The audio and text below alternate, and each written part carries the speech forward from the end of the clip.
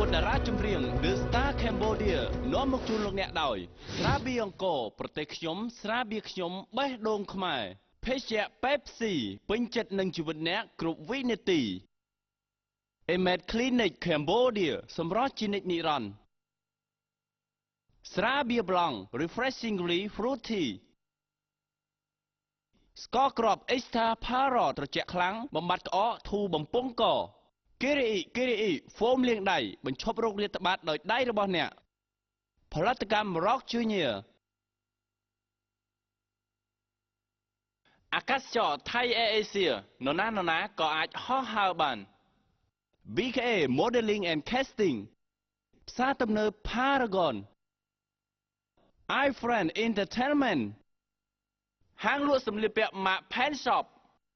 មជ្ឈមណ្ឌលតន្ត្រី Madison Superfit Fitness and Health Club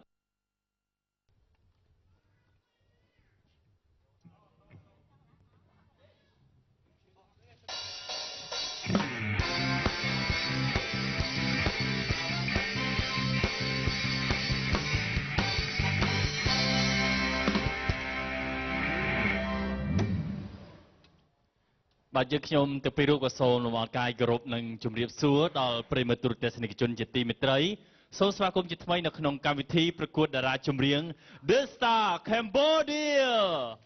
បាទនេះគឺជាវគ្គផ្ដាច់ប្រនៅក្នុងកម្មវិធីប្រិយមិត្តទូរទស្សនិកជនបានទស្សនារំហើយជាមួយនឹងការខិតខំប្រឹងប្រែងរបស់បេក្ខភាពទាំង4រូប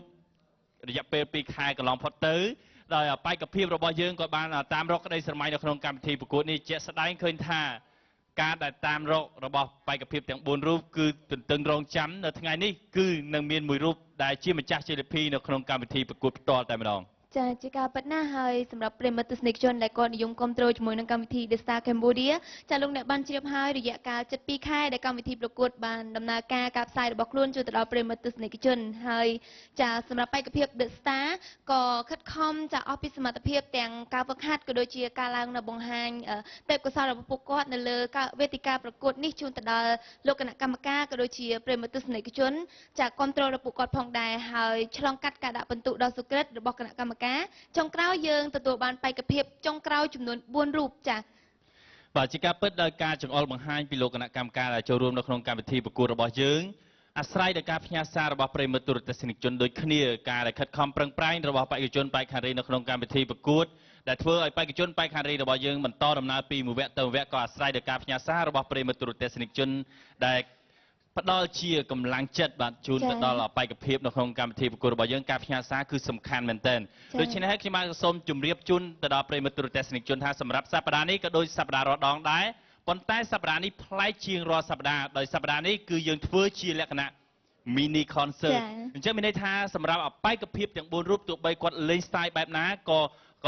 ធ្វើម៉េចឲ្យធ្វើឲ្យប្រិយមិត្តទូរទស្សនិកជនគាត់មានអារម្មណ៍ថាសប្បាយរីករាយជាមួយនឹងបេក្ខភាពរូបនោះហើយមានការវោតគាំទ្រពីសំណាក់ប្រិយមិត្តទូរទស្សនិកជនច្រើនហើយនឹងទទួលបាននៅរង្វាន់ក៏ដូចជាជ័យលាភីឯកនៅក្នុងកម្មវិធីប្រកួតនេះផ្ទាល់តែម្ដង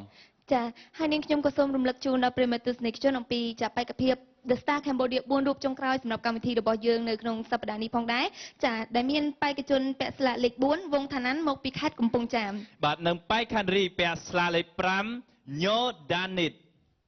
ចាបេក្ខជនពាក់ស្លាកលេខ7សួនពៅរតជាមកពីខេត្តកណ្ដាលបាទនិងបេក្ខភាពក៏ដូចជាបេក្ខជនចុងក្រោយពាក់ស្លាកលេខ8ហើយចន្ទថាមកពីរាជធានីភ្នំពេញ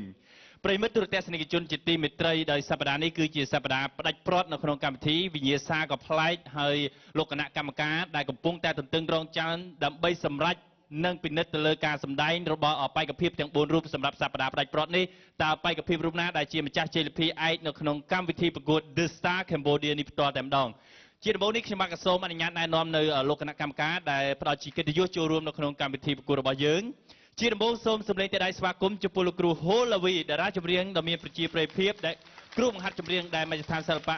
ចម្រៀងទទួលស្គាល់បាទពោពេញទៅដោយបទពិសោធន៍ខ្ពស់ទៅលើសិល្បៈចម្រៀងខ្មែរបាទជាបន្តទៀតសូមសម្លេងទេដៃស្វាគមន៍ចំពោះលោកអ៊ុនធីសុតអ្នកដឹកនាំការសម្ដែងនិងជា producer ផ្នែកចម្រៀងមកពីប្រទេសថៃនិងជាចុងក្រោយបាទសូមសម្លេងទេដៃស្វាគមន៍ដល់លោកមេវិចិត្របុត្រ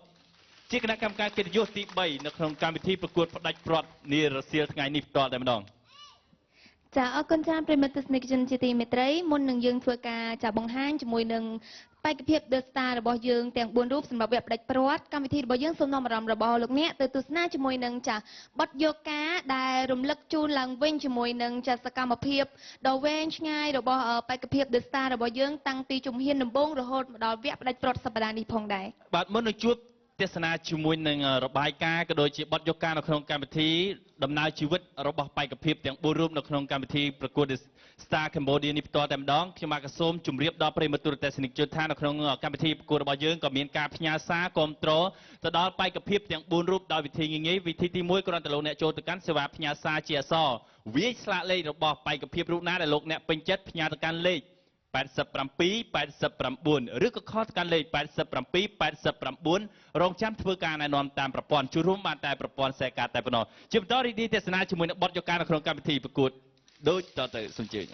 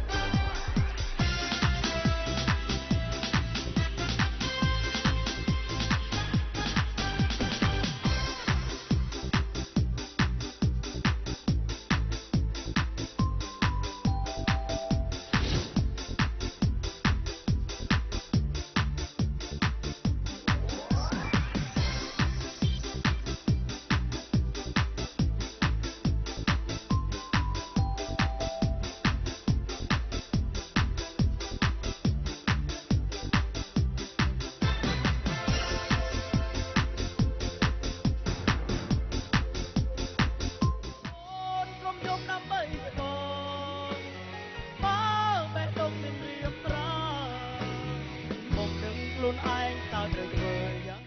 បងហើយមិនដេញឡើយមកគឺអារភៀមថាថ្នាក់លើត្រង់បងមិន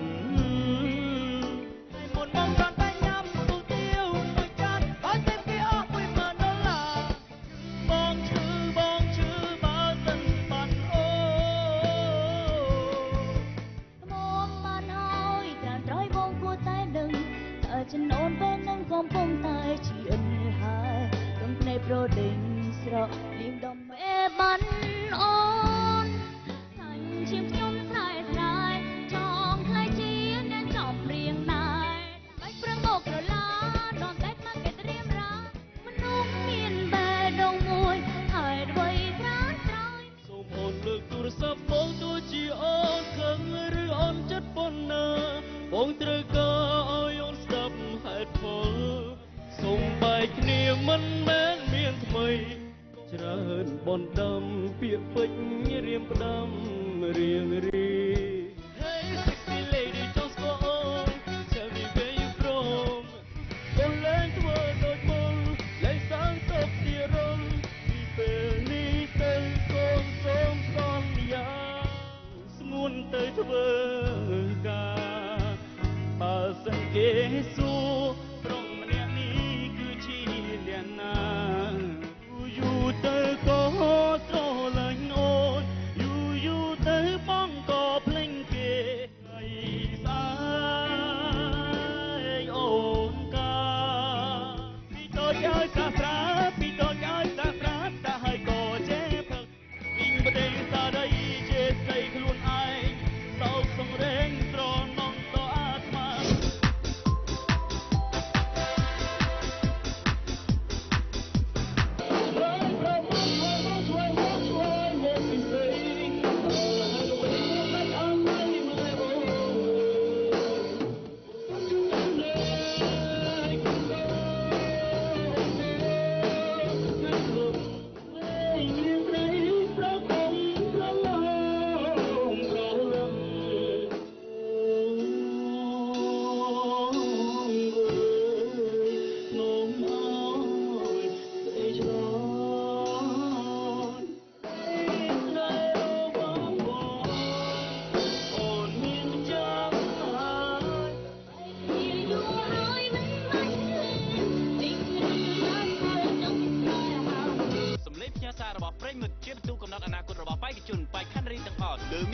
The Star Cambodia បាយកភាព The Star Cambodia ពាក់ស្លាកលេខ4វងខាណាត់លេខ5ញ៉ដានីតលេខ7សួនពៅរកជាលេខ8ហើយចន្ទថាការផ្ញើសារគ្រប់គ្រងអាចធ្វើឡើងដោយវិធី2យ៉ាងសូមចូលទៅកាន់សេវាផ្ញើសារជាអក្សរវាស្លាលេខ The Star Cambodia ដែលអ្នកពេញចិត្តរួចផ្ញើទៅកាន់លេខ8789ឬទូរស័ព្ទទៅកាន់លេខ8789រងចាត់ធ្វើតាមការណែនាំរបស់ប្រព័ន្ធចូលរួមបានតែប្រព័ន្ធទូរស័ព្ទខ្សែខាតតែប៉ុណ្ណោះបន្ទូផ្ញើសារគ្រប់គ្រងនឹងត្រូវគណនានៅពេលដែលបាយកភាព The Star Cambodia ចុងក្រោយបង្ហាញសមត្ថភាពជាប់បេក្ខជនឬបេក្ខនារីដែលមានពិន្ទុរួមតិចជាងគេនឹងត្រូវជំនួសឲ្យចាក់ចេញពីកម្មវិធីប្រកួត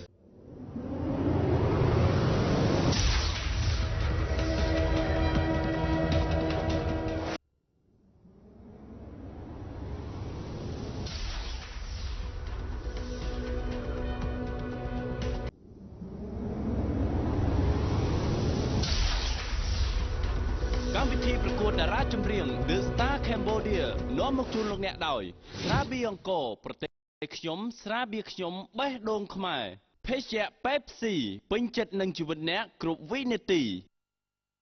Emed Clinic Cambodia សម្រស់ជានិច្ចនិរន្តរ៍ស្រាបៀរប្លង់ Refreshingly Fruity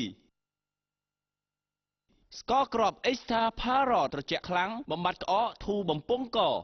គីរីអ៊ីហ្វូមលាងដៃបញ្ឈប់រោគរាតត្បាតដោយដៃរបស់អ្នក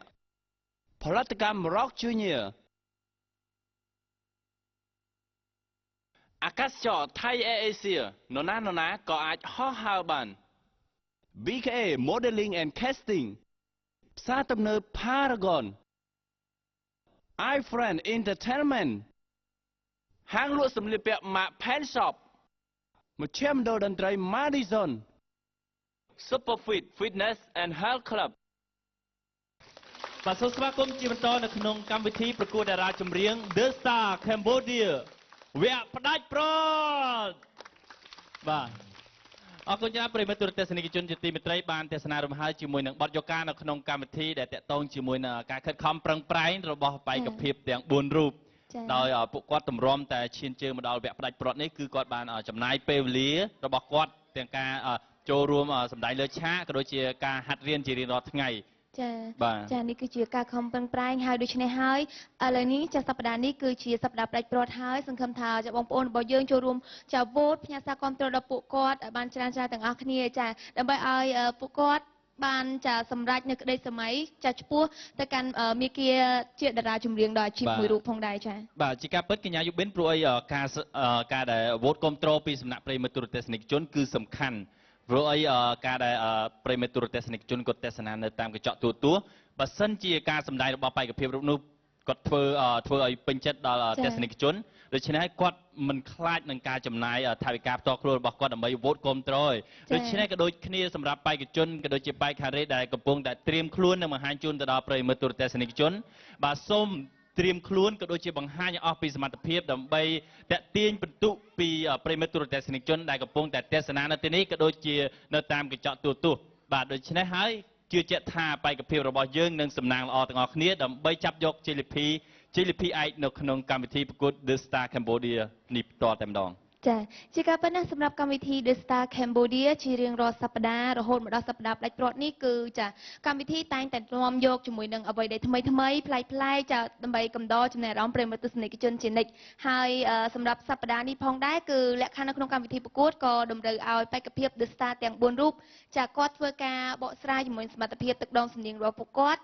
បែបលក្ខណៈជា mini concert ចាជាការពិតបាទព្រោះអីសប្តាហ៍ប្លែកហើយមួយវិញទៀតគឺគាត់បកស្រាយបាទ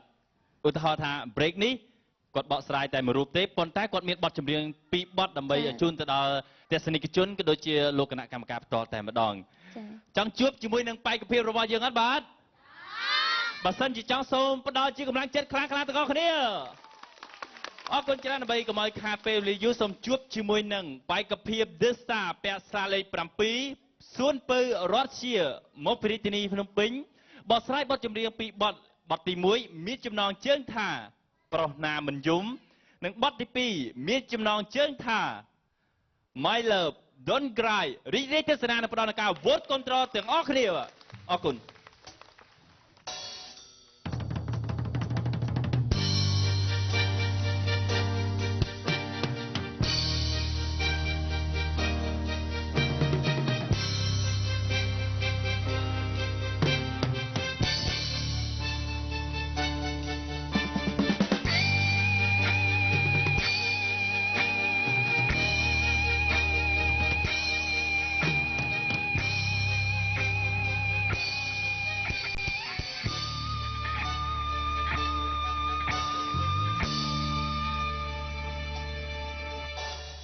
សូរិយាជាជ្រេកងភ្នំ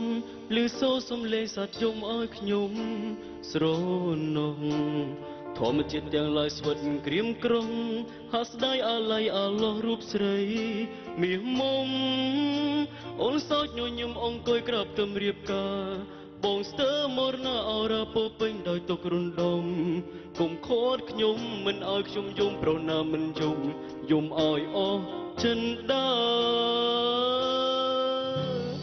ឯនៅពីអូនថារងចាំអូនធ្លាប់ប្រាប់ថាទោះបីយូរឆ្នាំចាំ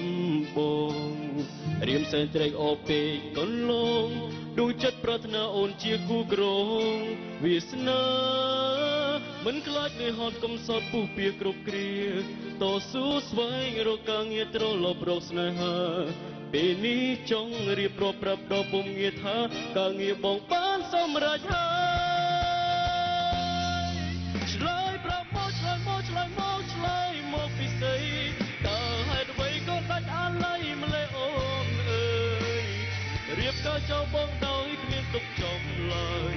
ដេកត្រាត់ត្រាត់ភ្លេចអស់ទៅហើយពាក្យសន្យាឆ្លើយប្រាប់មកឆ្លើយមកឆ្លើយមកឆ្លើយមកពីស្អី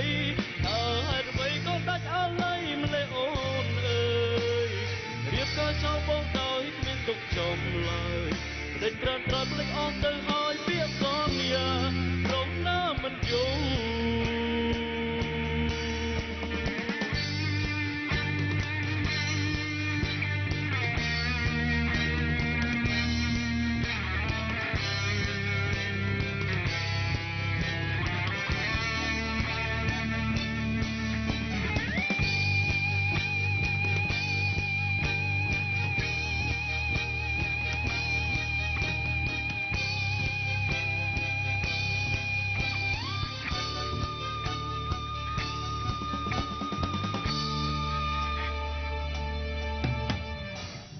ពីអូនថារងចាំអូនធ្លាប់ប្រាប់ថាទោះបីយូរឆ្នាំចាំបងរៀបសែនត្រេកអរពេកកន្លងដួងចិត្តប្រាថ្នាអូនជាគូក្រងវាសនាមិនខ្លាចនឿយហត់កំសត់ពុះពៀគ្រប់គ្រាតស៊ូស្វែងរកការងារត្រឡប់រកស្នេហាពេលនេះចង់រៀបរាប់ប្រាប់ដល់ពុំងារថាការងារបងបានសម្រេចហើយឆ្លើយប្រាប់មកឆ្លើយមកឆ្លើយមកឆ្លើយមកពីស្អីតើហេតុអ្វីក៏ដាច់អាល័យម្លេះអូនអើយរៀបការចោលបងដោយគ្មានទុកចំឡើយដេកត្រានត្រោយភ្លេចអស់ទៅហើយពាក្យសន្យាឆ្លើយប្រាប់មកឆ្លើយមកឆ្លើយមកឆ្លើយមកពីស្អីតើហេតុអ្វីក៏ដាច់អាល័យម្លេះអូនអើយរៀបការចោលបងដោយគ្មានទុកចំឡើយដេកត្រានត្រោយភ្លេចអស់ទៅហើយពាក្យសន្យាប្រងណាមិនយំប្រងណាមិនយំឆ្លើយប្រាប់មកឆ្លើយមកឆ្លើយមកឆ្លើយមកពីស្អីតើហេតុអ្វីក៏ដាច់អាល័យម្លេះអូនអើយរៀបការចោលបងដោយគ្មានទុកចំឡើយដេកត្រានត្រោយភ្លេចអស់ទៅហើយពាក្យសន្យាឆ្លើយប្រាប់មកឆ្លើយមកឆ្លើយមកឆ្លើយមកពីស្អីតើហេតុអ្វីក៏ដាច់អាល័យម្លេះអូនអើយរៀបការចោលបងដោយគ្មានទុកចំឡើយដេកត្រានត្រោយភ្លេចអស់ទៅហើយពាក្យសន្យាប្រកណាមិនយំ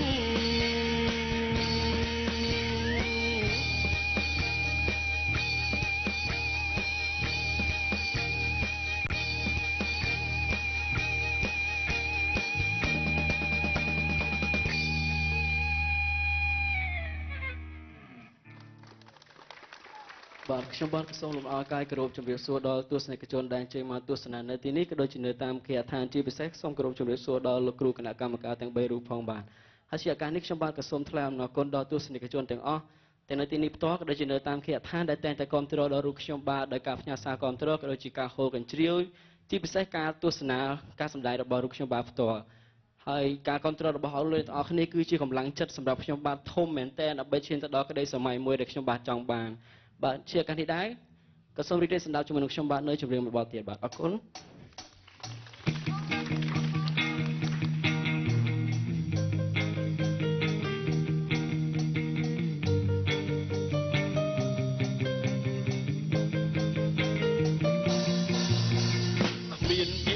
ពី sorry ដែលបងដើរចេញពីអូន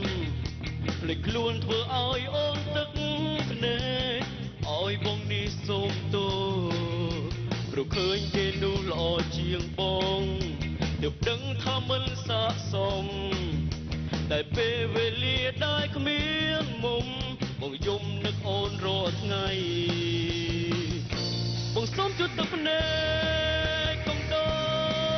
អូនដោថ្ងៃស្លាប់ក៏ស្នូក៏ជួយចាប់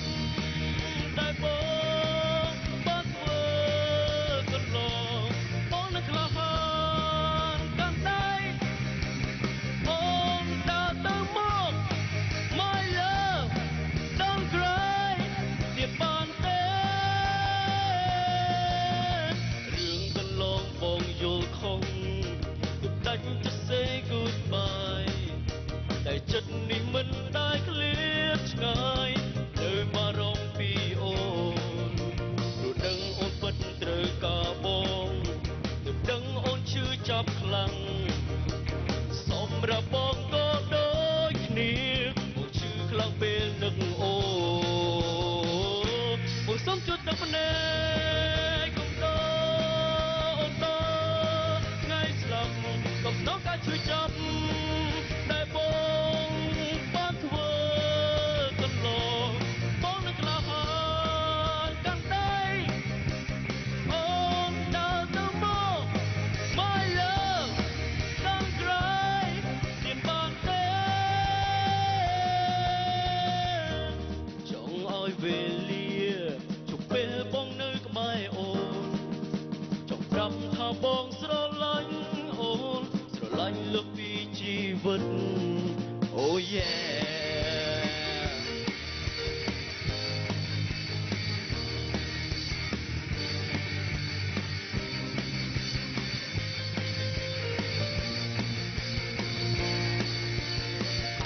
បងសូមជួយទឹកភ្នែកកុំដោអូនដោថ្ងៃស្លាប់ក៏ស្នូក៏ជួយចាប់តែបងបានធ្វើកន្លងបងនឹងក្លាហានកាន់ដៃ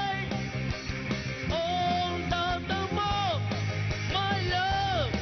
don't cry ទៀតបានទេបងសូមជួយទឹកភ្នែកកុំដោអូនដោថ្ងៃស្លាប់ក៏ស្នូក៏ជួយចាប់តែបងបានធ្វើកន្លងបងនឹងក្លាហានកាន់ដៃអូនដើរទៅមក My love don't cry ទៀតបានទេ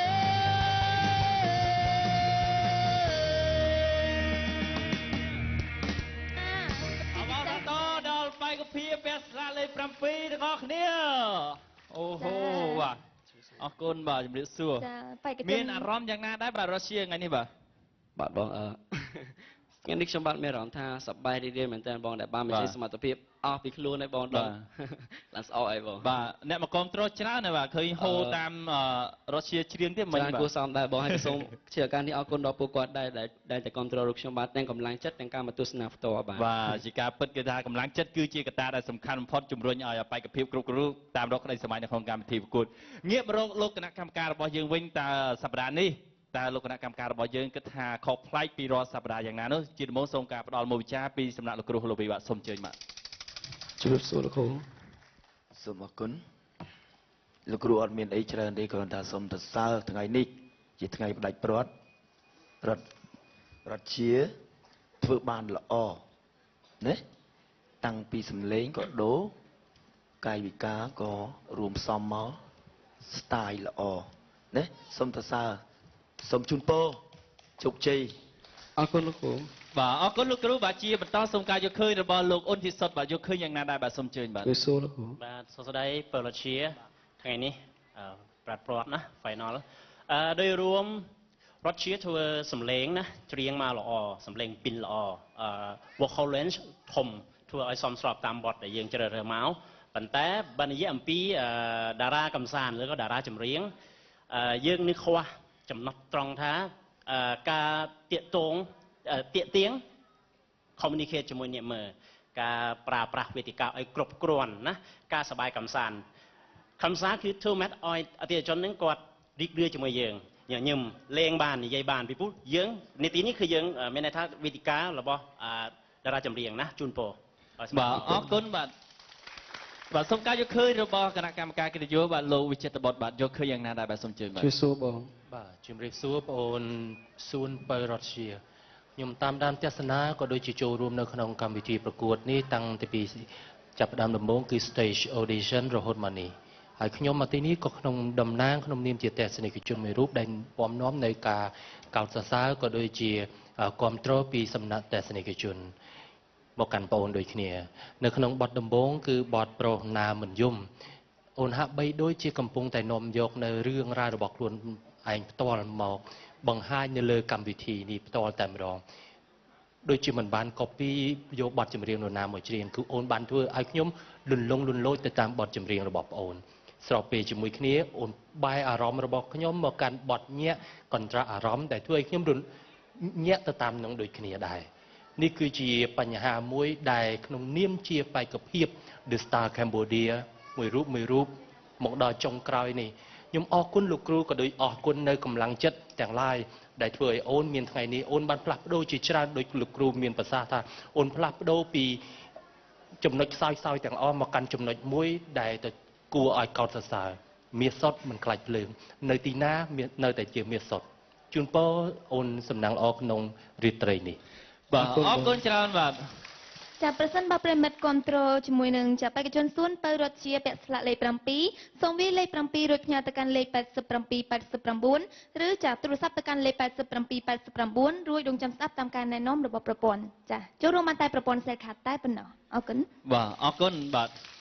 កញ្ញាយុបេនឃើញអ្វីនៅខាងមុខលោកគ្រូលវីបាទចាឃើញគឺពានរង្វាន់ដ៏ស្រស់ស្អាតកំពុងតែប្រឈរចាំតែម្ដងចាចាំម្ចាស់ជីលេខ2មិនជូនលោកគ្រូណាអត់ទេចាំត្រូវលោកគ្រូជូនសិស្សវិញបាទអរគុណច្រើនប្រិយមិត្តទូរទស្សនិកជនជាទីមេត្រីបានទស្សនារំហើយជាមួយការបង្ហាញនៅសមត្ថភាពរបស់បេក្ខភាពក្នុងចំណោម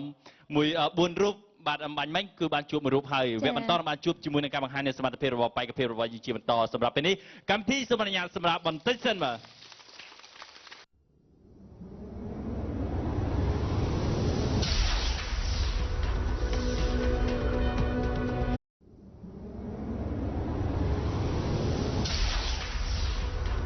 កម្មវិធីប្រកួតតារាចម្រៀង The Star Cambodia នាំមកជូនលោកអ្នកដោយភេសជ្ជៈ Pepsi ពេញចិត្តនឹងជីវិតអ្នកគ្រប់វិនាទី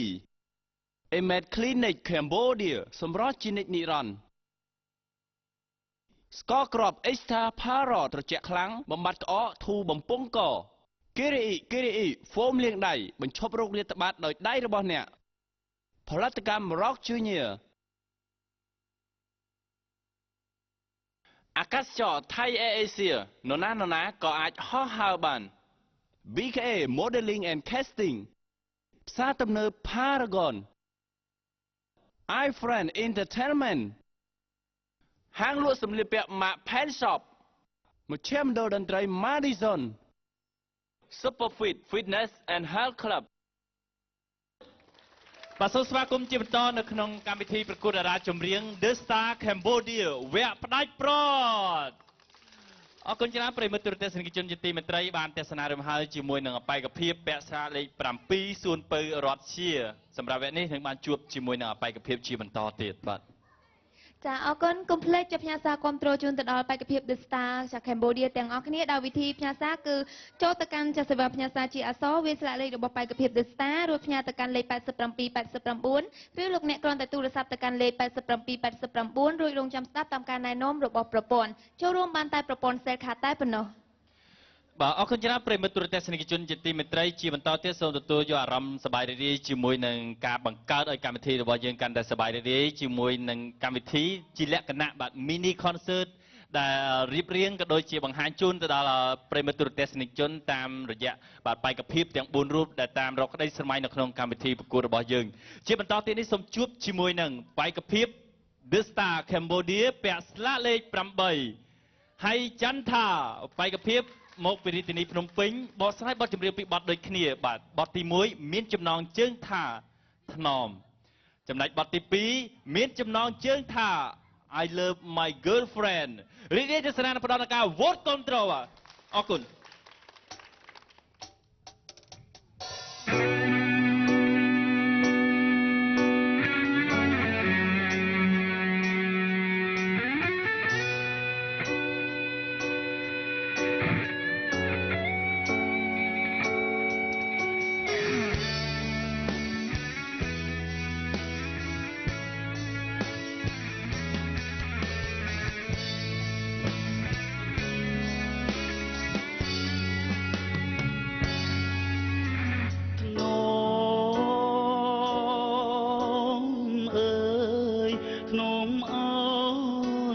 ឆ្លើ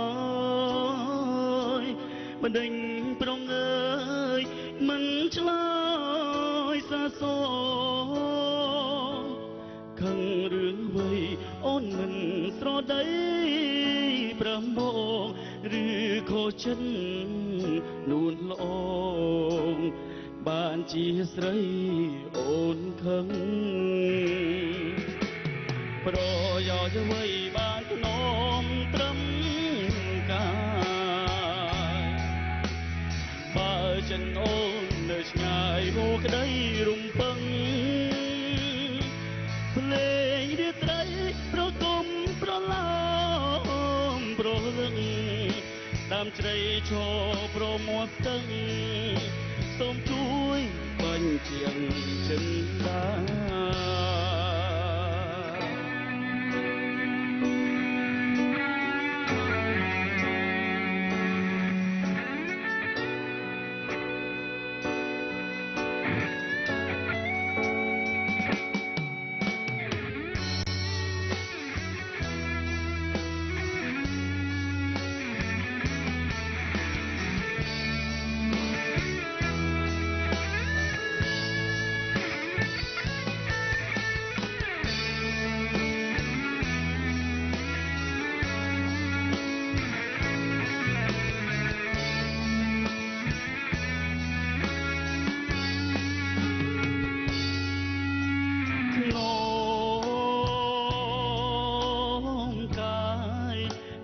ឆ្ងា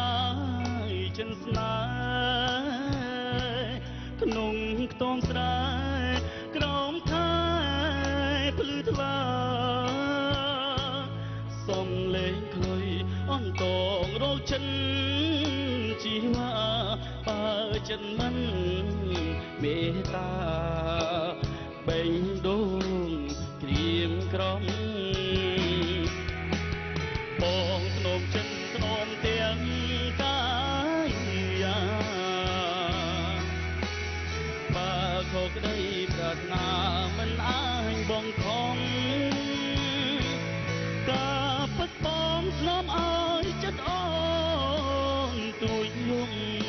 ទឹកភ្នែករបស់ស្រីមុខសូមជួយបញ្ជាក់ចិនដាទៅបានចិនបានរស់នួនប្រងក្តីអាណិនសូមប្រាប់ការពិនអើយរៀមដឹងផង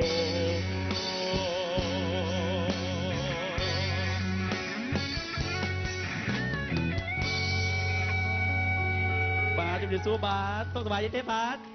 សុខសប្បាយទេបងប្អូនបាទជំរាបសួរបងប្អូនពុកម៉ែបងប្អូនទាំងអស់គ្នាជាពិសេសគណៈកម្មការ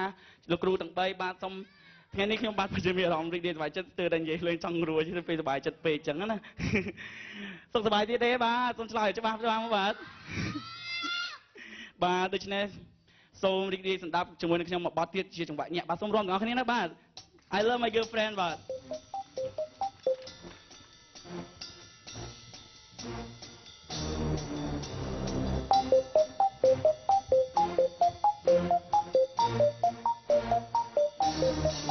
I love my girlfriend នាង sexy មែនតែអ្នកណាក៏ច្រណែន Oh no I love my girlfriend គុំមកចង់ប្រជែងនាងសងសាខ្ញុំហើយ Oh no តារ៉ារ៉ារ៉ាតារ៉ារ៉ារ៉ាចាតារ៉ារ៉ារ៉ា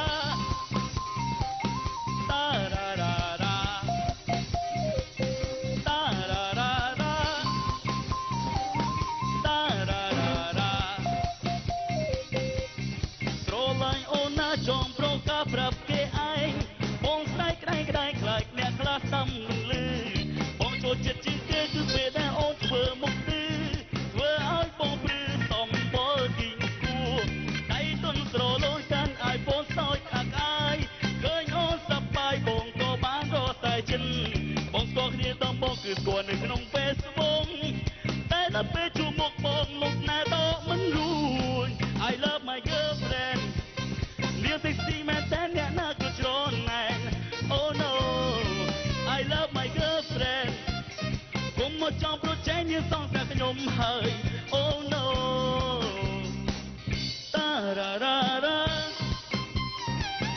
តារ៉ារ៉ារ៉ាតារ៉ារ៉ារ៉ា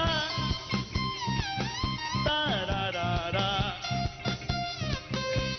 ស្រឡាញ់អូនណាចង់ប្រកាសប្រាប់គេឯងបងស្រែកក្តែកខ្លាចអ្នកខ្លះស្ដាប់មិនឮបងចូលចិត្តជាងគេគឺពេលដែលអូនធ្វើមុខឌឺធ្វើឲ្យបងព្រឺសំបល់គីងគួដៃទុនស្រលូនកាន់ឲ្យបងសោចអាក់អាយឃើញអូនសប្បាយបងក៏បានរត់តែចិនបងចូលវាដំបងគឺស្គាល់នៅក្នុង Facebook ដល់ពេលបានជួបមុខបងលោកស្នេហ៍តមិនរួច I love my girlfriend នាងសេកស៊ីមែនតែអ្នកណាក៏ច្រណែន Oh no I love my girlfriend គុំមកចង់ប្រជែងនាងសងតែខ្ញុំហើយ Oh no I love my girlfriend នាងសេកស៊ីមែនតែអ្នកណាក៏ច្រណែន Oh no I love my girlfriend គុំមកចង់ប្រជែងនាងសងតែខ្ញុំហើយ Oh no តារ៉ារ៉ារ៉ាតារ៉ារ៉ារ៉ាយ៉ាតារ៉ារ៉ារ៉ាតារ៉ារ៉ារ៉ាតារ៉ារ៉ារ៉ាតារ៉ារ៉ារ៉ាតារ៉ារ៉ារ៉ាតារ៉ារ៉ារ៉ាតារ៉ារ៉ារ៉ាតារ៉ារ៉ារ៉ាតារ៉ារ៉ារ៉ាតារ៉ារ៉ារ៉ាតារ៉ារ៉ារ៉ាតារ៉ារ៉ារ៉ាតារ៉ារ៉ារ៉ាតារ៉ារ៉ារ៉ាតារ៉ារ៉ារ៉ាតារ៉ារ៉ារ៉ាតារ៉ារ៉ារ៉ាតារ៉ារ៉ារ៉ាតារ៉ារ៉ារ៉ាអបអរសាទរ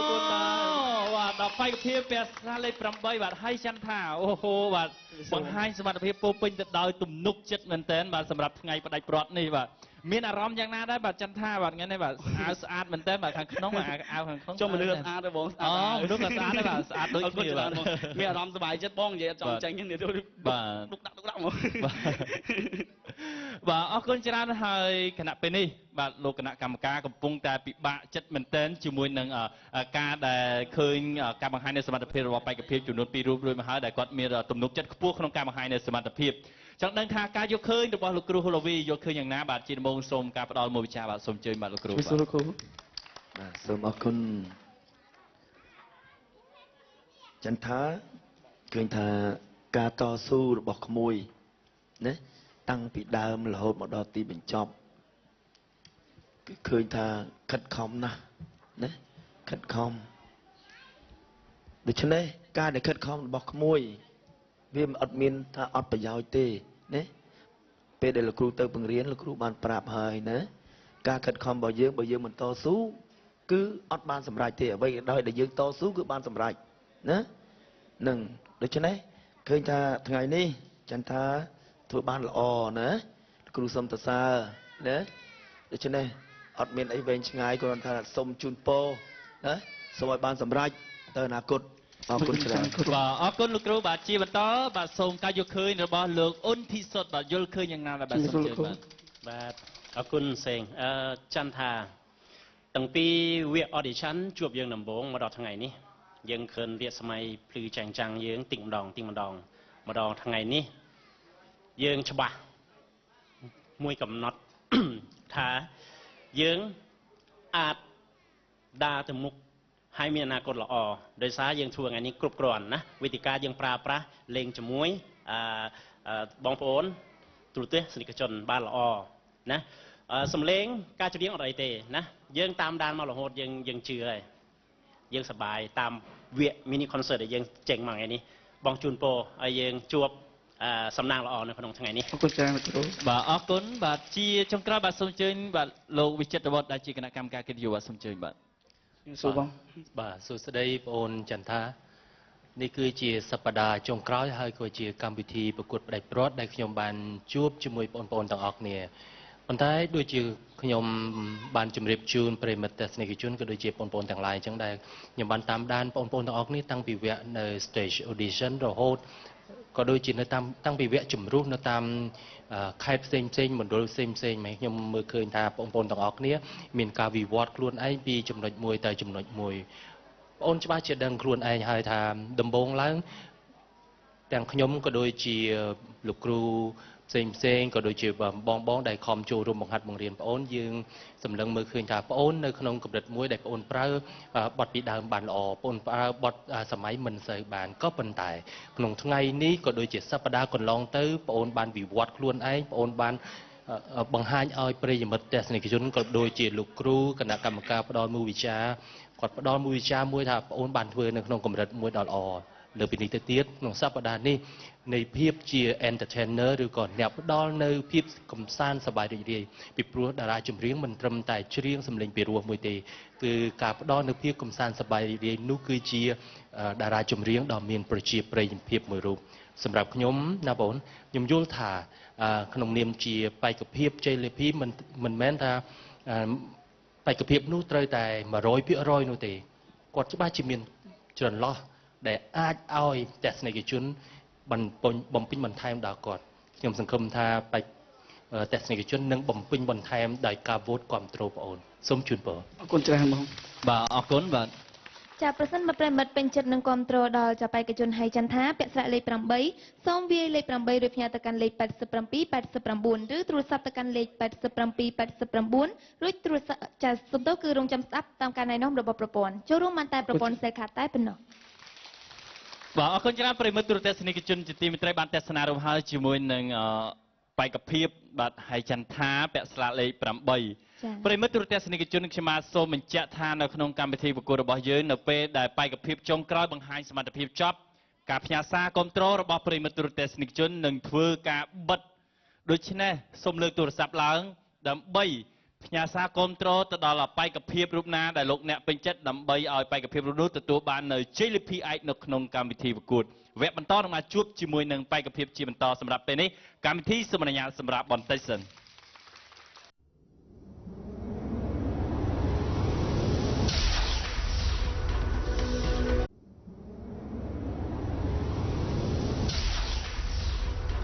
កម្មវិធីប្រកួតតារាចម្រៀង The Star Cambodia នាំមកជូនលោកអ្នកដោយភេសជ្ជៈ Pepsi ពេញចិត្តនឹងជីវិតអ្នកគ្រប់វិនាទី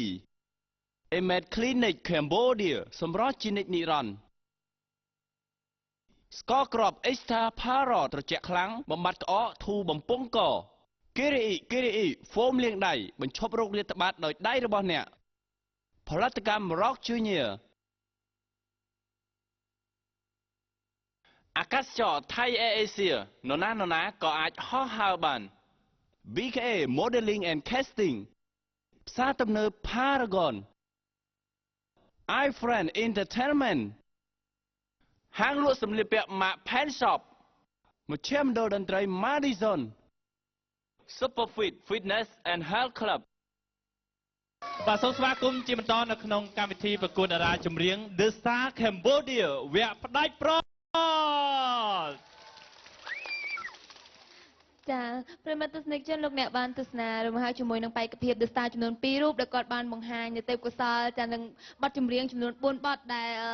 និយាយទៅបង្ហាញពីភាពក្លាហានក៏ដូចជាភាពជាតារាចម្រៀងដ៏អាជីពរបស់ពួកគាត់ផងដែរចា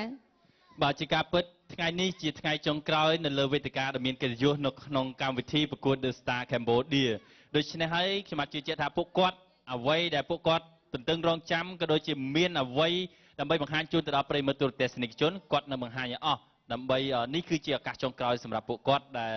តាមរកជ័យលាភីនៅក្នុងកម្មវិធីប្រកួតផ្ទាល់ដែលយើងធ្វើឡើងរយៈពេល2ខែកន្លងផុតទៅចា៎អរគុណច្រើនប្រិយមិត្តទូរទស្សនិកជនជាទីមេត្រីឆ្លៀតក្នុងឱកាសនេះខ្ញុំបាទក៏សូមជម្រាបជូនដំណឹងល្អពី Emed Clinic បាទសម្រាប់អតិជនក៏ដូចជាប្រិយមិត្តទូរទស្សនិកជនទាំងអស់គ្នាដែលចង់ធ្វើនៅចំោះបាទគាត់អាចទៅធ្វើនៅ Emed Clinic បានតម្លៃសមរម្យមែនទែនចាប់ពី$499ឡើងទៅហើយដូច្នេះហើយគឺថា Emed Clinic បាទគឺធ្វើឲ្យមើលទៅស្អាតបែបធម្មជាតិតែម្ដងសូម្បីតែកញ្ញាយុប៊ិនជាអតិជនរបស់ Med Clinic ដែរណា ចានាងខ្ញុំតែងតែជាធម្មតាទៅម៉ាសាមុខទៅថែរក្សាស្បែកនាងខ្ញុំនៅ Med Clinic បាទអញ្ចឹងណាមុខស្អាតបាទលោព្រិលបាទអរគុណច្រើនប្រិមត្តទស្សនិកជនជាទីមេត្រីងាកមករកកម្មវិធីប្រកួតរបស់យើងជាបន្តឃើញថាសម្រាប់វគ្គនេះនឹងបានជួបជាមួយនឹងការបង្ហាញនៅសមត្ថភាពរបស់បេក្ខភាពរបស់យើងជាបន្តចង់ជួបជាមួយនឹងបេក្ខភាពពាក់ស្លាលេខម៉ានបាទលេខម៉ានអរគុណច្រើនដើម្បីកុំឲ្យខាតពេលវេលាយូរសូមជួបជាមួយនឹងបេក្ខភាព The Star Cambodia ពាក់ស្លាលេខ4វងខាណាន់បេក្ខភាពមកពីមណ្ឌលបាទខេត្តកំពង់ចាមបោះស្រាយបទចម្រៀងចំនួន2បទដូចគ្នាដែលបទទី1មានចំណងជើងថាឈួតព្រោះស្នេហ៍អូននិងបទទី2មានចំណងជើងថាឈឺពេកទើបយំរីករាយទស្សនានៅផ្ដល់ការវោតគាំទ្របាទសូមអញ្ជើញអរគុណ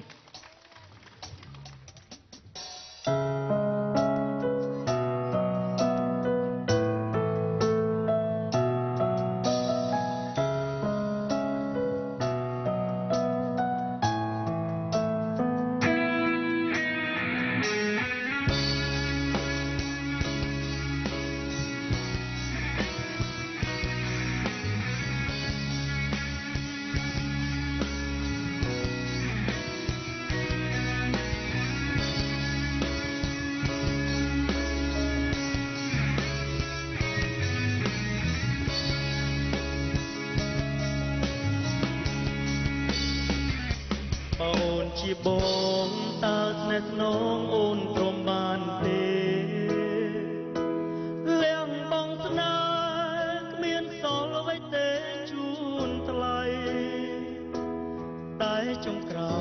យបែកគ្មានន័យបានយល់តែក្តីឈឺសាដឹងទេយ៉ាងណាអរ៉ារីមបងឈឺកន្លង ល្អងជឿក្រៃក្នុងហារតីរៀមស្ទើរតែខ្សែហើយស្នេហ៍ព្រោះតែសំដីថ្លៃមាមេ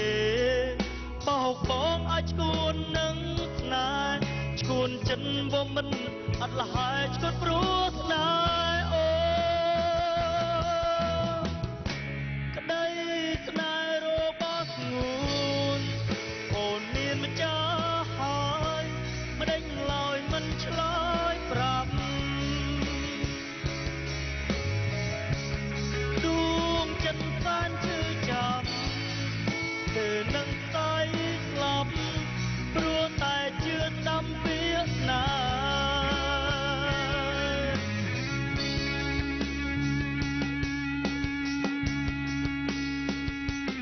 បើពេលនោះ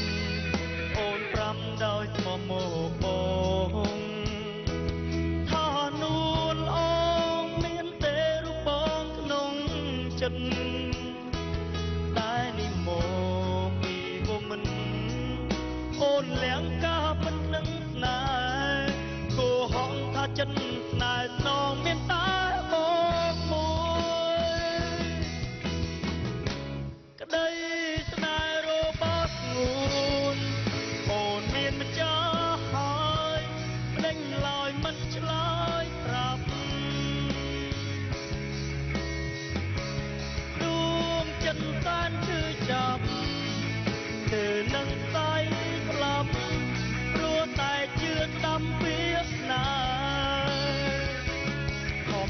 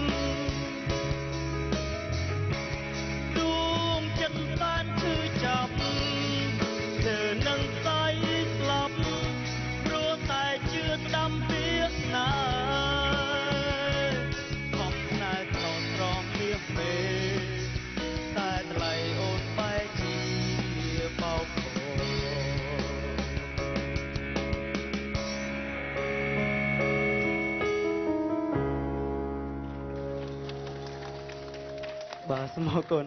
ខ្ញុំបាទវងឋាន័នសូមអរគុណយ៉ាងខ្លាំងចំពោះពុកម៉ែបងប្អូន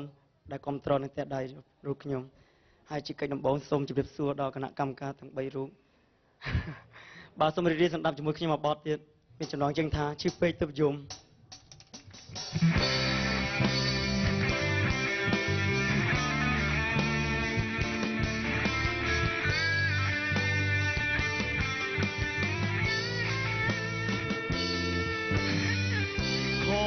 ទុំណាស់ដែរតែទុកមិន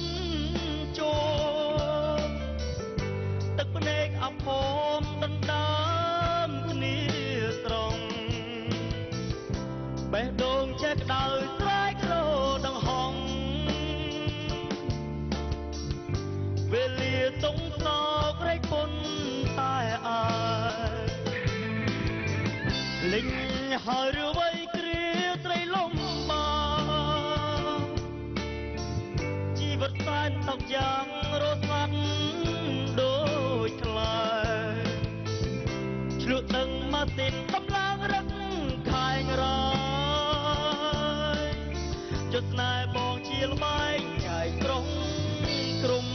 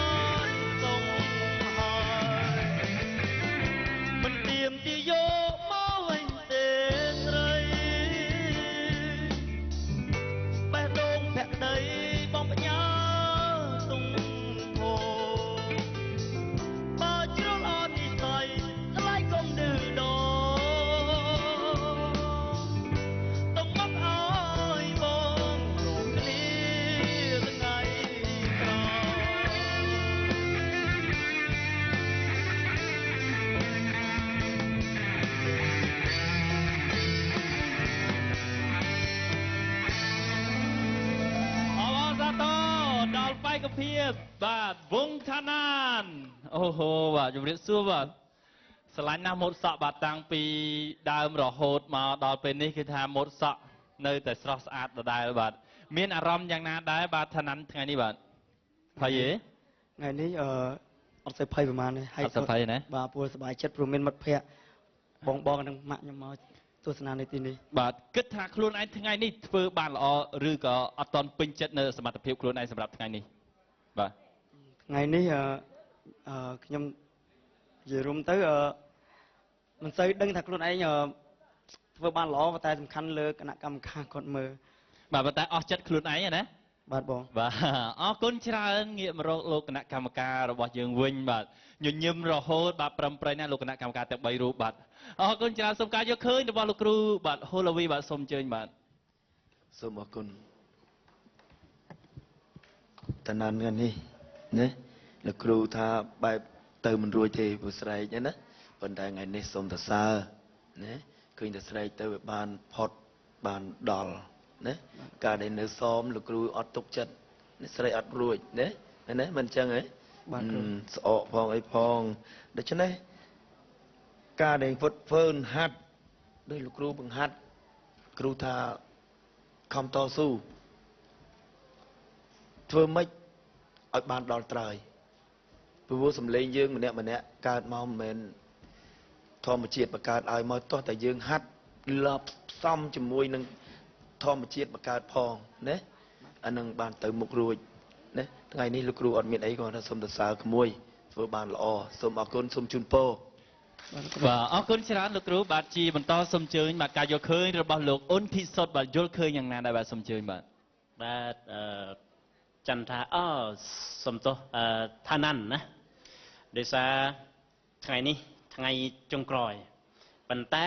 ទោះបីយ៉ាងណាយើងលទ្ធផលយ៉ាងណាក៏ដោយយើងនឹងដើរទៅមុខទៀតដោយរួមថ្ងៃនេះបងឃើញរីករាយសប្បាយមែនទែនដោយសារយើងធ្វើមកចេញមកម៉ត់ចត់ហើយមុនស្នេហ៍របស់ឋាន័នគឺសុភាពរៀបសារអត់ចេះអួតអត់ចេះគេហៅថាគេអេងក្អាងអីទេនេះគេហៅថាជាធម្មជាតិរបស់យើងណាយើងធ្វើបានល្អសង្ឃឹមថាប្រជាពលរដ្ឋមេត្តាយើងថ្ងៃនេះឲ្យសំណាងល្អណាបាទអរគុណបាទជាចុងក្រោយបាទសូមអញ្ជើញលោកគណៈកម្មការកិត្តិយសបាទលោកវិចិត្របុត្របាទសូមអញ្ជើញបាទ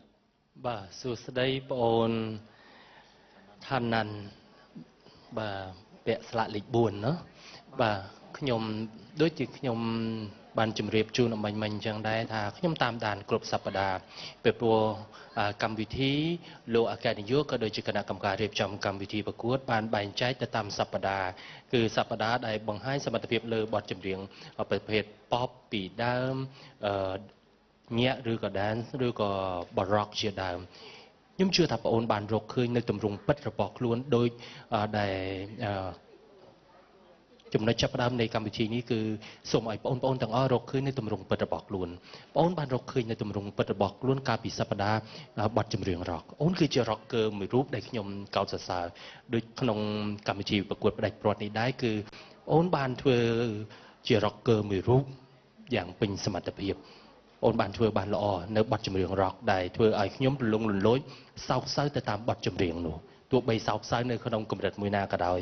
បាទឬក៏មានន័យអ្វីក៏ដោយក៏ប៉ុន្តែភាពសោកសៅដោយសម្លេងរបស់អូន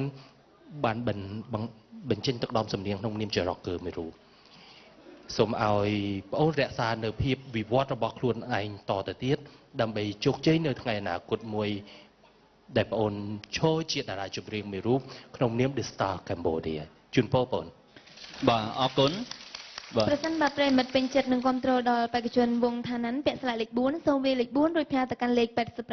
8789ចាចូលរួមបានតែប្រព័ន្ធ Cell Card តែប៉ុណ្ណោះបាទផ្ដល់ជាកម្លាំងចិត្តដល់ឋាន័នទាំងអស់គ្នាបាទអរគុណច្រើនប្រិមិត្តទូរទស្សនិកជនជាទីមេត្រីបានទស្សនារួមហើយជាមួយនឹងបេក្ខភាពចំនួន3រូបយើងនៅសល់តែបេក្ខភាពដែលជាបេក្ខនារីមួយរូបចុងក្រោយតែប៉ុណ្ណោះវគ្គបន្តនឹងបានជួបជាមួយនឹងការបង្ហាញនៅសមត្ថភាពរបស់បេក្ខនារីរបស់យើងជាបន្តសម្រាប់ពេលនេះកម្មវិធីសម្រាប់សម្រាប់បន្តិចសិន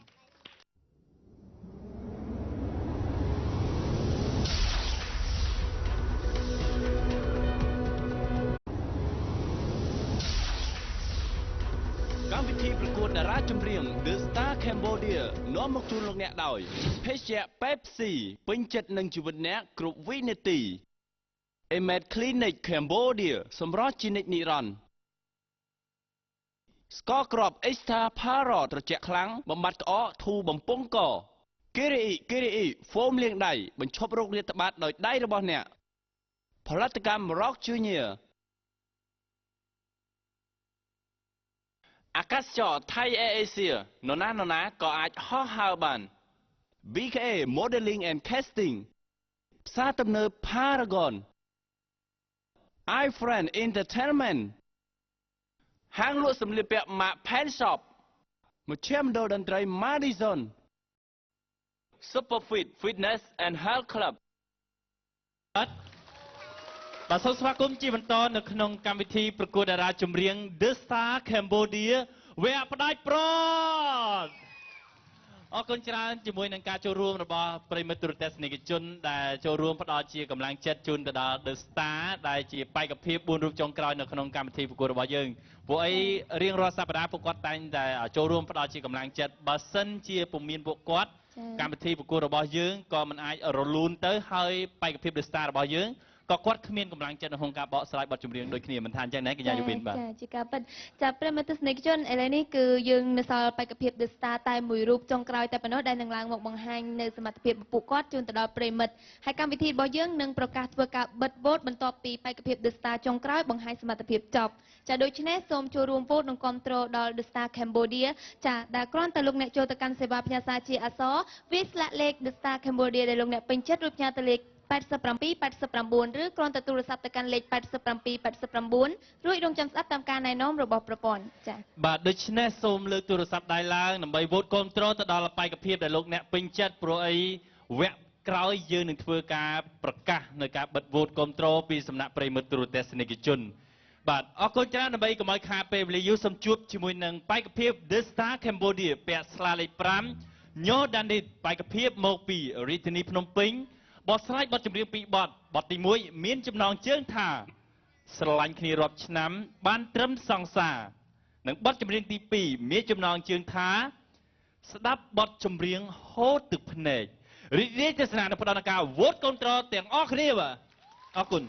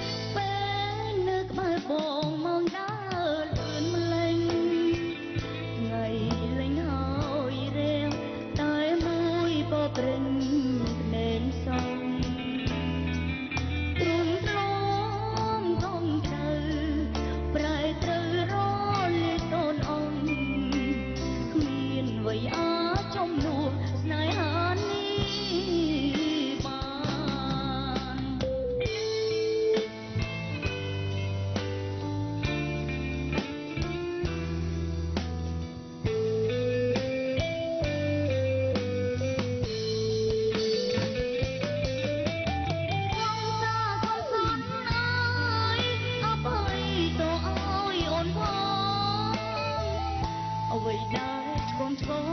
អូនក៏មានចេតនាឃើញតាំងបណ្ដេកមកអូនរឹងទាំងណែនអរ៉ាចង់រុនឲ្យអូនលោកកាព្រោះលោកមានប្រងរៀមរាដោយសារទេមរូពេលនៅក្បែរបងមកណាលឿនម្លេងថ្ងៃលេងហើយរៀងតែមួយបបរិញ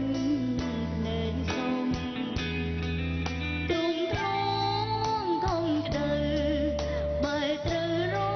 លីសូនអង្គគ្មានអ្វីអាចចំនួនស្នេហានេះបានគ្មានអ្វីអាចមកជំនួសស្នេហានេះបានចាសសូមអរគុណអ្នកខ្ញុំញ៉ាំដានីតពិតជាមានអារម្មណ៍រំភើបនិងរីករាយខ្លាំងមែនតើជាដំបូងសូមជម្រាបសួរលោកគណៈកម្មការទាំង3ក៏ដូចជាទស្សនិកជនដែលអញ្ជើញមកទស្សនានៅទីនេះក៏ដូចជានៅតាមគេហដ្ឋានផងដែររីករាយសណ្ដាប់ជាមួយនឹងខ្ញុំមួយបទទៀត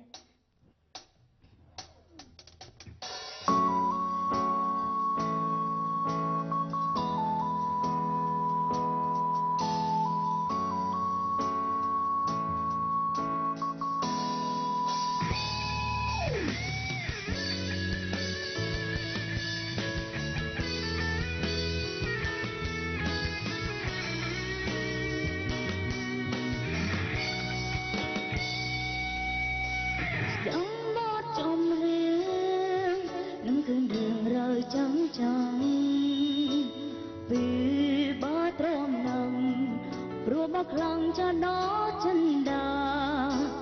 គេច្រៀងរឿងទេលេងធ្វើឲ្យខ្ញុំឈឺសាតើចម្រៀងរឿងអ្នកណាដូចខ្ញុំមិនលេង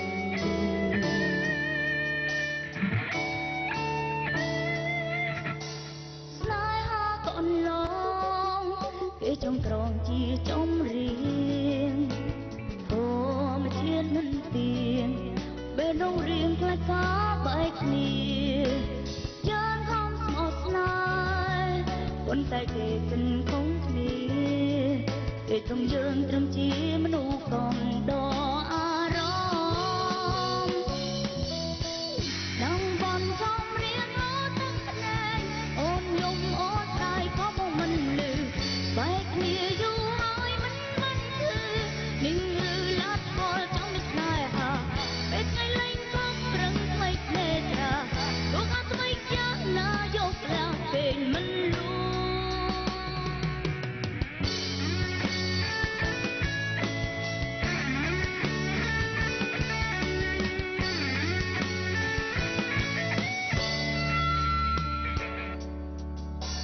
ស្នេហាក៏អន្លងគេចង់ក្រងជាចម្រៀងធម្មជាតិមិនទៀងពេលនងរៀងផ្លេចការបែកគ្នាយើងខំស្មោះស្នេ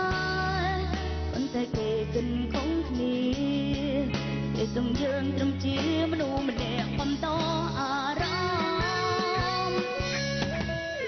ดังបនចំរៀងអូនទាំងភ្នែកអូនយំអូនស្ដាយក៏បងមិនលឺបែកគ្នាយូរហើយមិនគឺនឹងលឺឡាត់ផលចង់មានស្នេហាពេលថ្ងៃលេងខំប្រឹងថ្មីភ្នែកត្រាទោះក៏ស្បែកយ៉ាងណាយកស្លាប់គេងមិនលូ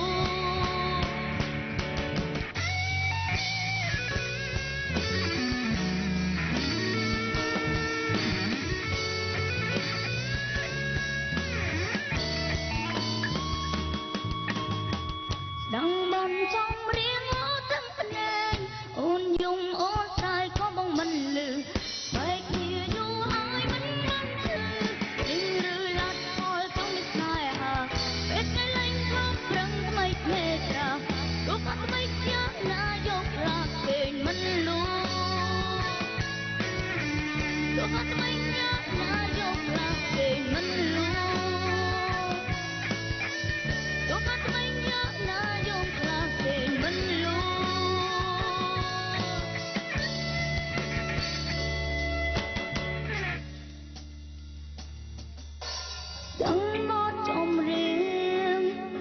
ក៏ហូរទាំងនេត្រាជំរៀងរឿងអ្នកណាដូចខ្ញុំម្លេះសូមអរគុណ បបសាទរបាទកញ្ញាដតូចច្រឡឹងបាទញោដានីតបាទពាក់ស្លាលេខ5កញ្ញាយុបិនបាទអរគុណបាទកញ្ញាយុបិនបើសិនជាយើងបិទភ្នែកសម័យហើយស្ដាប់បទចម្រៀងនេះហើយបាទគឺថាដូចជាមនុស្សធំមួយពេញវ័យអាយុត្រឹម23 24អីបកស្រាយប៉ុន្តែកលេចមើលលើឆាកបាទត្រឹមតែអាយុ16ឯបាទបកស្រាយបទចម្រៀងសម្លេងធ្ងន់ល្អមែនតើខ្ញុំចូលចិត្តបទចម្រៀងហ្នឹងហើយចូលចិត្តសម្លេងបែបហ្នឹងមែនតើបាទអរគុណច្រើនពួកអីក្មេងៗសម័យឥឡូវបាទគាត់ប្រកែហើយគាត់ឆ្លាតទៀតបាទអរគុណច្រើនកញ្ញាដានីតបាទសម្រាប់ថ្ងៃនេះមានអារម្មណ៍យ៉ាងណាដែរបាទមានអារម្មណ៍ថាសប្បាយបងពេលឃើញទស្សនិកជនមកគាំទ្រច្រើនណាបងបាទហើយអត់នឹកស្មានតែខ្លួនឯងមកដល់វគ្គហ្នឹងបាទអរគុណនេះក៏អាស្រ័យដល់ការខិតខំប្រឹងប្រែងរបស់ដានីតដូចគ្នាណាបាទអរគុណច្រើនងាកមករកលោកគណៈកម្មការរបស់យើងវិញចង់ដឹងថាការយកឃើញរបស់លោកគណៈកម្មការយ៉ាងណានោះសូមការផ្ដល់មកវិចារពីសំណាក់លោកគ្រូហូឡូវីបាទសូមអញ្ជើញបាទសូមអរគុណដានីតថ្ងៃនេះឃើញថាសំឡេងល្អច្រៀងល្អអត់ភ្លាវណាកាយវិការក៏ល្អដូច្នេះការហាត់របស់ក្មួយគឺឃើញថាចេះតែរលូនទៅមុខជានិច្ចណានឹងដូច្នេះយើងកុំបោះបង់ចោលយើងបានប៉ុណ្្នឹងហើយយើងត្រូវខំតទៅទៀតណាខំហាត់តទៅទៀតដើម្បីឲ្យបានទៅអនាគតបើយើងចូលចិត្តខាងនឹងហើយចាប់វាឲ្យបានណាអរគុណច្រើនសូមជូនពរ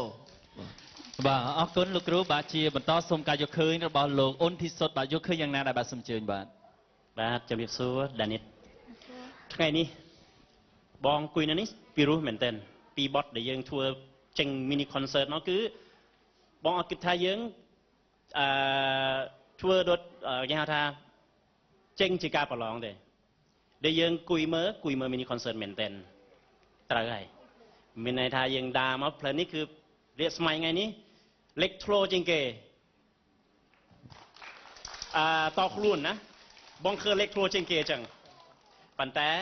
អ្វីក៏ដោយបងជូនពរឲ្យប្រជាពលរដ្ឋមេត្តាយើងវោតឲ្យយើងបានច្រើនថ្ងៃនេះបាទអរគុណច្រើនបាទអរគុណនេះគ្រាន់តែជាការចូលចិត្តរបស់លោកគណៈកម្មការតែមួយរូបតែប៉ុណ្ណោះអាស្រ័យគ្រប់យ៉ាងគឺពីសំណាក់ប្រិយមិត្តទូរទស្សនិកជនចំពោះបាទលោកគណៈកម្មការកិត្តិយសចុងក្រោយបាទសូមអញ្ជើញបាទលោកវិចិត្របុត្របាទយកឃើញយ៉ាងណាដែរបាទសូមអញ្ជើញបាទបាទសួស្តីបងអូនស្រីដានីតចាសួស្តីបាទនេះគឺជាលើកទី1ដែលយើងជួបគ្នាជាផ្លូវការហើយក៏ជាវគ្គនៃការបិទឆាកកម្មវិធី The Star Cambodia ឆ្នាំទី1ផងដែរខ្ញុំអង្គុយស្ដាប់អូនច្រៀងចំនួន2បទដោយលោកគ្រូហួរឡាវីមានប្រសាសន៍ក៏ដូចជាលោកអ៊ុនទីសុតមានប្រសាសន៍ដូចគ្នាគឺបងអូនបានបំពេអារម្មណ៍ប្រិយមិត្តទស្សនិកជនក្នុងកម្រិតមួយដែលលន្លង់លន្លោចខ្ញុំសរសើរបងអូនត្រង់បងអូនចេះជ្រើសរើសបទចម្រៀង2បទដែលមានទម្រង់នៃបទចម្រៀងខុសគ្នាគឺបទទី1ក្នុងទម្រង់ជាបទចម្រៀងដែលយើងហៅថាទម្រង់បទភ្លេងពីដើម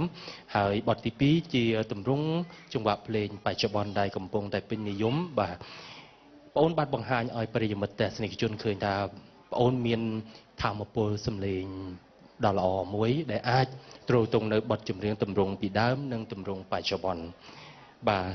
ខ្ញុំពិតជាសរសើរត្រង់នឹងមួយហើយដោយលោកគ្រូមានប្រសាសន៍ជាងដែរថាការតស៊ូព្យាយាមដណ្ដើមយកជោគជ័យនៅលើវិថីនៃ The Star Cambodia ឬក៏នៅលើវិថីនៃតារាចម្រៀងអាជីពក៏ដោយអូនត្រូវតែវិវត្តបន្តិចម្ដងមិនមែនអូនគិតថា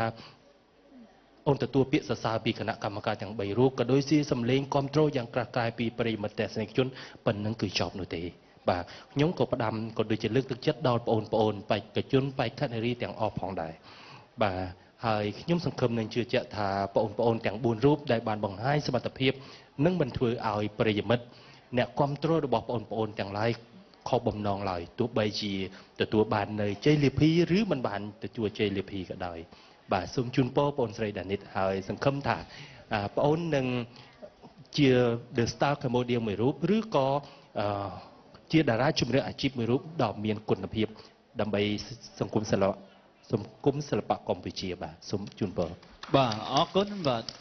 ចាប្រសិនបើប្រិមិត្តពេញចិត្តនឹងគ្រប់ត្រូលจะไปខានរីញ៉ូដានីតពាក់ស្លាកលេខ5សូមវាយលេខ5ឬផ្ញើទៅកាន់លេខ8789ឬទូរស័ព្ទចាសំដៅគឺទូរស័ព្ទទៅកាន់លេខ8789រួចរងចាំស្ដាប់តាមការណែនាំរបស់ប្រព័ន្ធចូលរួមបានតែប្រព័ន្ធសេខាតែប៉ុណ្ណោះអរគុណច្រើនប្រិមិត្តទូរទស្សនិកជនជាទីមេត្រីឃើញថាការបង្ហាញនៅសមត្ថភាពរបស់បេក្ខភាពចំនួន4រូបនៅក្នុងកម្មវិធីប្រកួតតារាចម្រៀង The Star Cambodia វគ្គផ្ដាច់ព្រាត់ប្រិមិត្តច្បាស់ជាបានផ្ញើសារគាំទ្រដោយពេលវេលាមានកំណត់កម្មវិធីប្រកួតរបស់យើងក៏សូមធ្វើការប្រកាសនៅការបិទវោតគាំទ្រ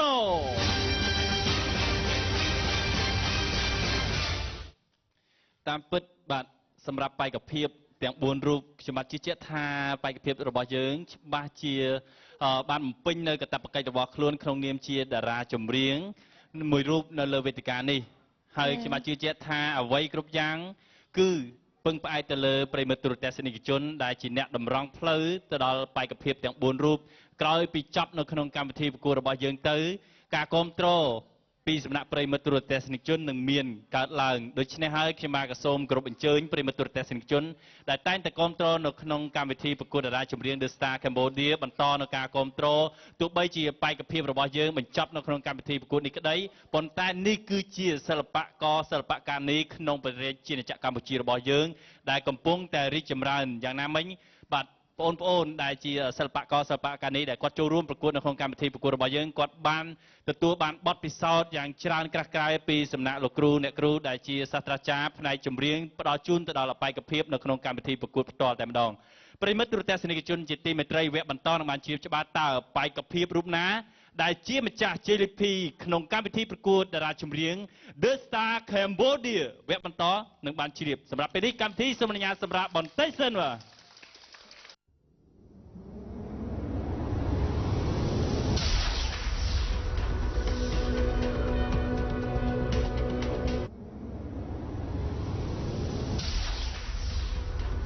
កម្មវិធីប្រកួតតារាចម្រៀង The Star Cambodia នាំមកជូនលោកអ្នកដោយភេសជ្ជៈ Pepsi ពេញចិត្តនឹងជីវិតអ្នកគ្រប់វិនាទី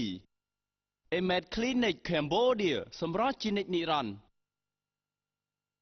ស្ករគ្រាប់ Extra Para ត្រជាក់ខ្លាំងបំបត្តិក្អកធូរបំពង់កKiri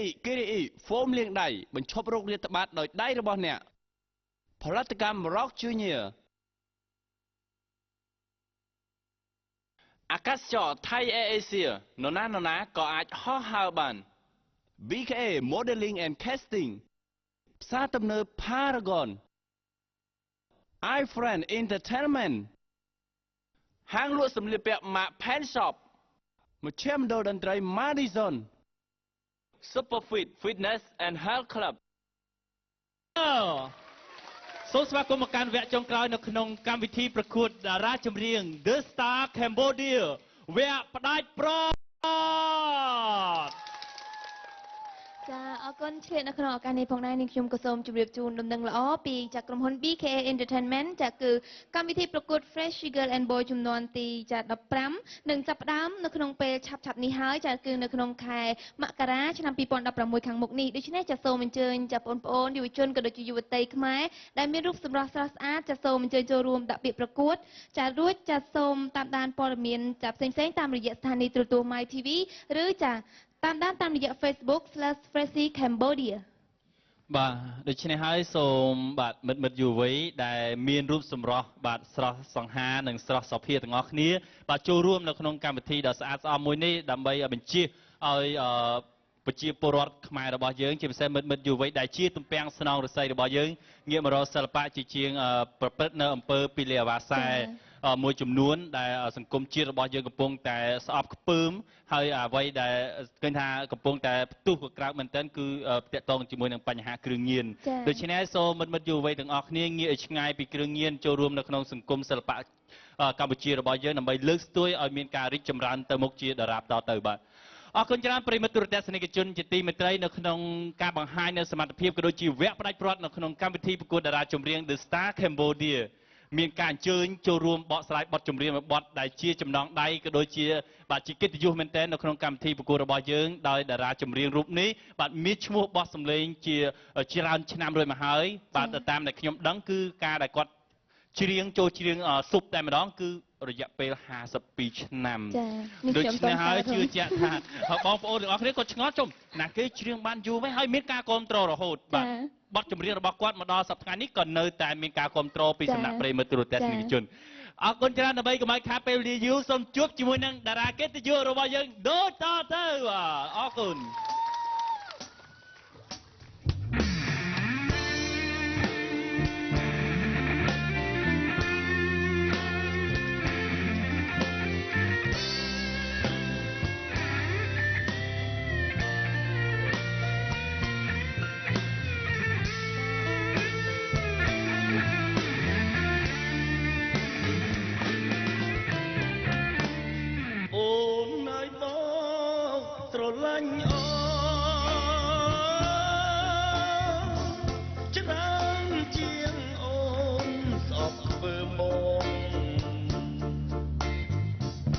ស្រណោសំដី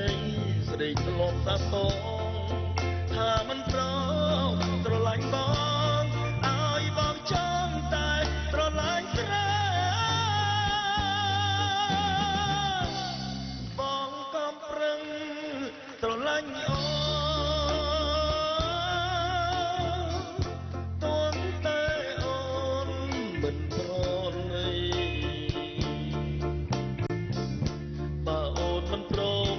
យកបងធ្វើប្តីបងតស៊ូស្រឡាញ់ស្រីយូរទៅលែងអីស្រីដាក់មានជ្រុលស្រឡាញ់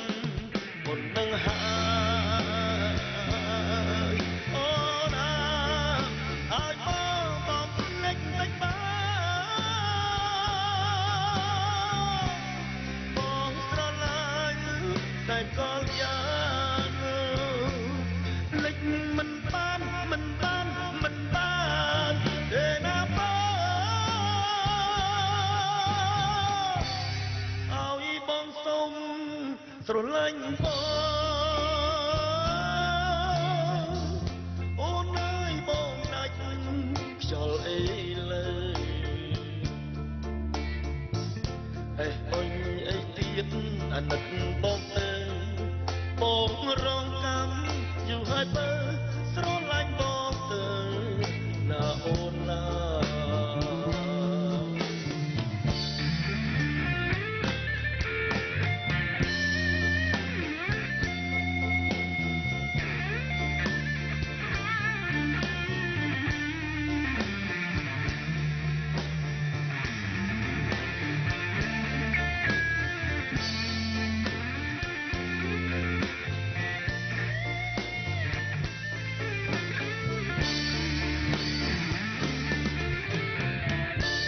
ជ្រុលស្រឡាញ់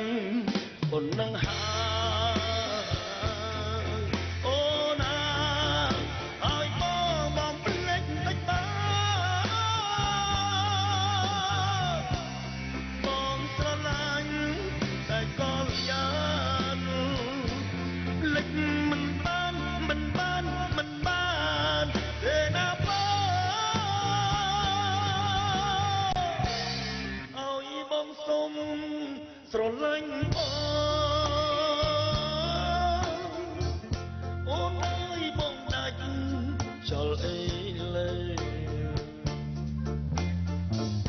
អេអុញអីទៀតអាណិតបងទៅ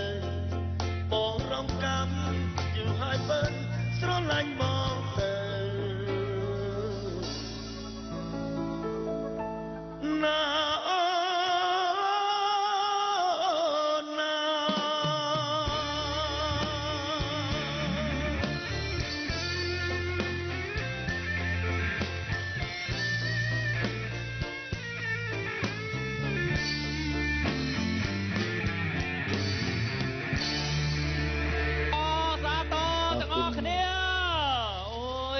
បាទជំរាបសួរលោកគ្រូបាទជំរាបរលឹកក្មួយទាំងពីរបាទជំរាបសួរបាទសុខសប្បាយលោកគ្រូបាទសុខសប្បាយធម្មតា បាទឃើញថាការដែលបកស្រាយបទចម្រៀងបាទនៅតែពីរោះក្អួនកៅអៅបាទស្អកបែបធម្មជាតិបាទមិនមែនស្អកធ្វើណាបាទកញ្ញាយប៊ីនបាទនេះគឺស្ទាយរបស់លោកគ្រូ បាទអរគុណច្រើនលោកគ្រូជារៀងរាល់ថ្ងៃនៅតែច្រៀងដដែលណាលោកគ្រូ រាល់ថ្ងៃច្រៀងពីកន្លែង ពីកន្លែងនៅណាខ្លះគ្រូអាចជម្រាបបានទេគ្រូព្រោះឲ្យបងប្អូនយើងគ្រប់គ្រងលោកគ្រូគាត់ចង់ជួបលោកគ្រូផ្ទាល់ពេលច្រៀងអញ្ចឹងណាគ្រូបាទ នៅផ្ទះម៉ែក្មេកនៅខាងកើតផ្សារសិលឹក បាទ មកកន្លែងហើយនឹងម៉ារ៉ុក អូបាទ បាទរំគឺម៉ារ៉ុក ការបកស្រាយបទចម្រៀងក៏ដូចជាការដែលលោកគ្រូចាត់ជាអាជីពច្រៀងគឺ52ឆ្នាំណាលោកគ្រូណា 52ឆ្នាំ បាទគឺថាច្រើនមែនតើបាទដូច្នេះហើយនេះគឺជាសារមួយក៏ដូចជាបទពិសោធន៍មួយសម្រាប់មិត្តយុវវ័យរបស់យើងដែលចូលចិត្តនៅនិយមនឹងការច្រៀងឲ្យតែយើងចេះប្រកាសប្រាក់នឹងតាមរត់រកយើងដូច្នេះហើយបាទសូមចេះអីចេះប្រកាសបាទគុំលុកឲ្យដកអត់កើតទេណាលោកគ្រូណាបាទ អញ្ចឹងហើយគេថាទៅតរសប្តាហ៍ថ្ងៃហ្នឹងលោកគ្រូអាយុ70ហើយនៅឈរច្រៀងស្រែក 70ហើយលោកគ្រូបាទខ្ញុំស្មានតតុង45មិនទេបាទ70ហើយ ចានិយាយទៅលោកគ្រូនៅដដែលតាំងនេះខ្ញុំនៅតូចក៏ឃើញលោកគ្រូឥឡូវលោកគ្រូនៅដដែល អរគុណច្រើនចា៎បាទ បាទអរគុណលោកគ្រូអរគុណក្នុងការដែលផ្ដល់ជាកិត្តិយសបកស្រាយបទចម្រៀងយ៉ាងពិរោះជូនទៅដល់ប្រិយមិត្តទូរទស្សនិកជនដែលកំពុងតែតាមដានទស្សនានៅក្នុងកម្មវិធីប្រកួតតារាចម្រៀង The Star Cambodia ប្រិយមិត្តទូរទស្សនិកជនជាទីមេត្រីដែលនៅក្នុងកម្មវិធីប្រកួតរបស់យើងសម្រាប់វគ្គផ្ដាច់ព្រាត់នេះបេក្ខភាព The Star Cambodia មានបទចម្រៀងរួមគ្នាមួយបទដែលជាចំណងដៃក៏ដូចជាផ្ដល់ជាកម្លាំងចិត្តជូនទៅដល់បងប្អូនក៏ដូចជាបេក្ខជនបេក្ខនារីទាំងអស់គ្នាដែលកំពុងតែត្រៀមខ្លួនចូលរួមប្រកួតនៅក្នុងកម្មវិធីនានានៅបទចម្រៀងរួមគ្នាបទហើយបទនេះផ្ដល់អត្ថន័យយ៉ាងល្អជ្រាលជ្រៅជូនទៅដល់បាទប្រិយមិត្តទូរទស្សនិកជនដូចគ្នាជាបន្តសូមទទួលអារម្មណ៍រីករាយកំសាន្តជាមួយនឹងការបកស្រាយបទចម្រៀងរួមគ្នាបទក្រោមចំណងជើងថាសុបិនคล้ายជាការពិតដោយការបកស្រាយបទចម្រៀងរបស់បេក្ខភាពទាំង4រូបដូចតទៅអរគុណ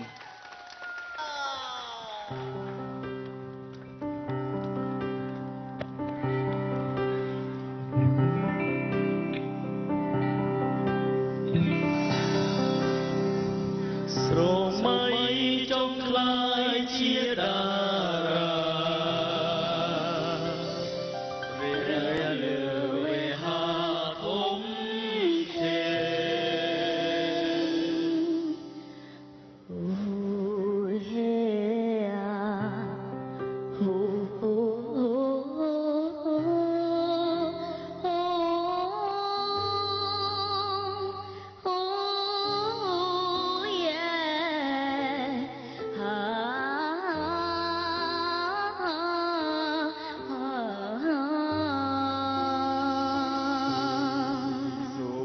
ខ្ញុំថ្ងៃនេះត្រូវធ្វើឲ្យបានជាដួងតារាល្បីល្បាញជឿនចាំងចិនចៃរុង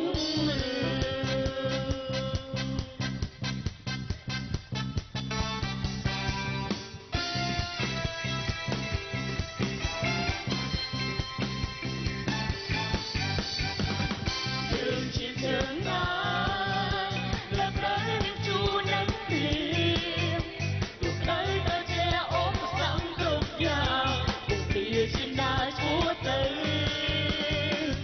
ដើម្បីសមរា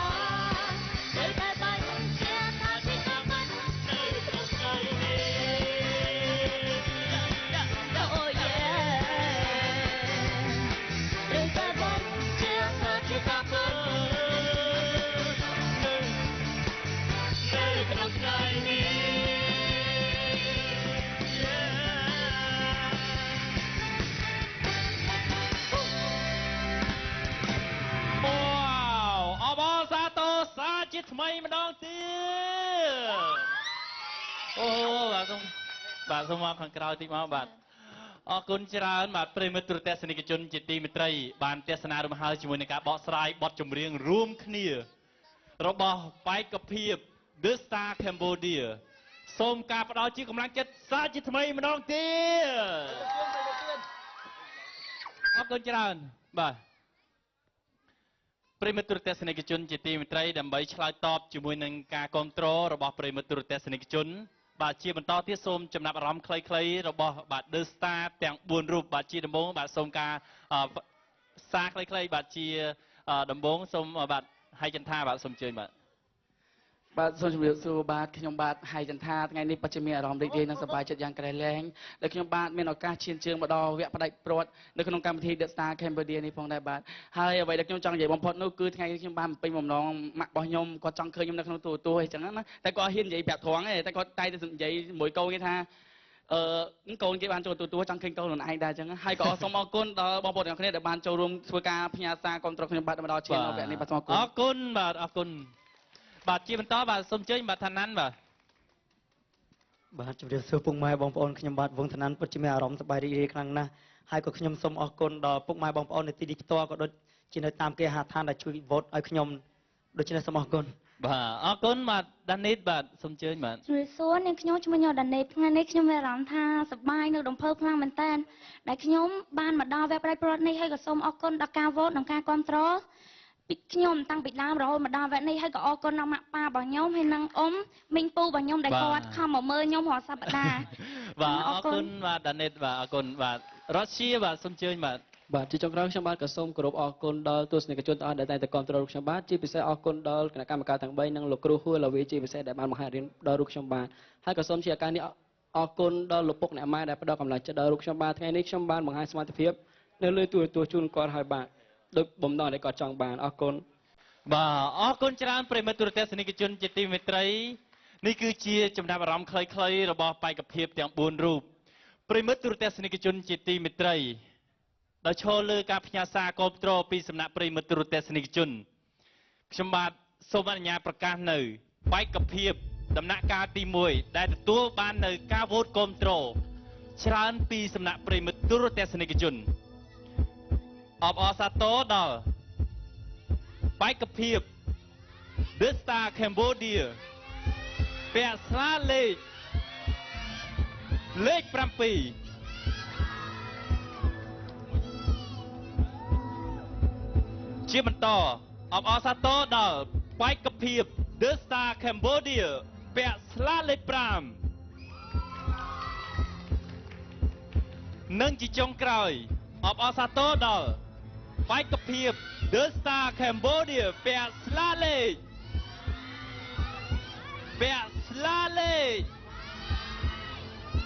លេខ8ប្រិមិត្តទូរទស្សនិកជនជាទីមេត្រីនេះគឺជាដំណាក់កាលទី1នៅក្នុងការពិនិត្យលើការវោតគ្រប់គ្រងពីសំណាក់ប្រិមិត្តទូរទស្សនិកជនដំណាក់កាលទី2ការពិនិត្យលើការវោតគ្រប់គ្រងដូចគ្នានិងពិនិត្យលើសមត្ថភាពរបស់បេក្ខភាព The Star Cambodia ជាបន្តខ្ញុំបាទសូមអនុញ្ញាតប្រកាសនៅបេក្ខភាព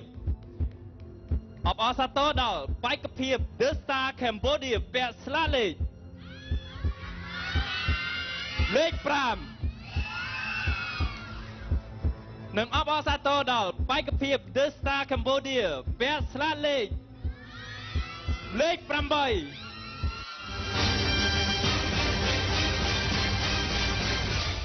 ្រិមិត្តទូរទស្សនិកជនជាទីមេត្រីក្នុងចំណោមបេក្ខភាព The Star Cambodia ពាក់ស្លាលេខ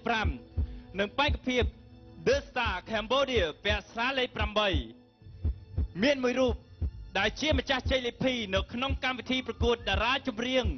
The Star Cambodia អបអរសាទរដល់បេក្ខភាព The Star Cambodia ពាក់ស្លាលេខប្រមាណអបអរសាទរដល់បេក្ខភាព The Star Cambodia ពាក់ស្លាលេខ5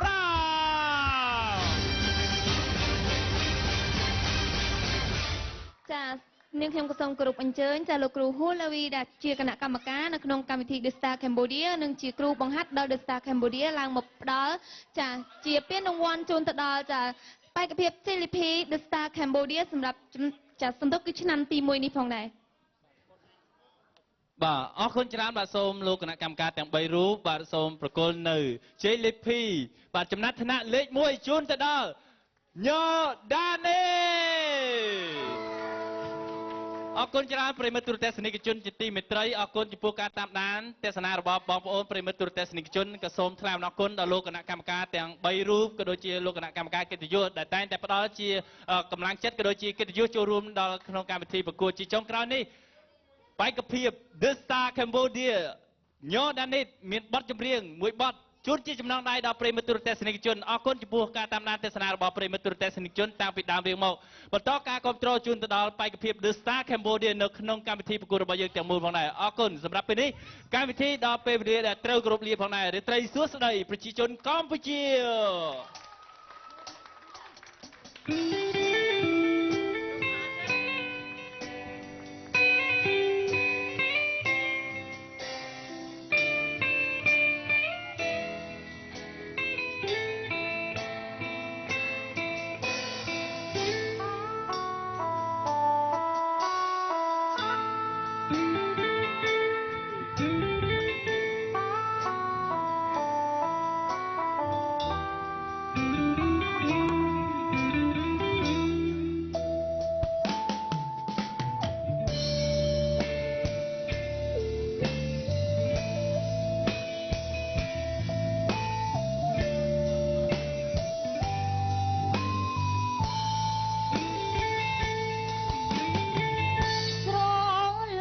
ឆ្នាំបានត្រឹម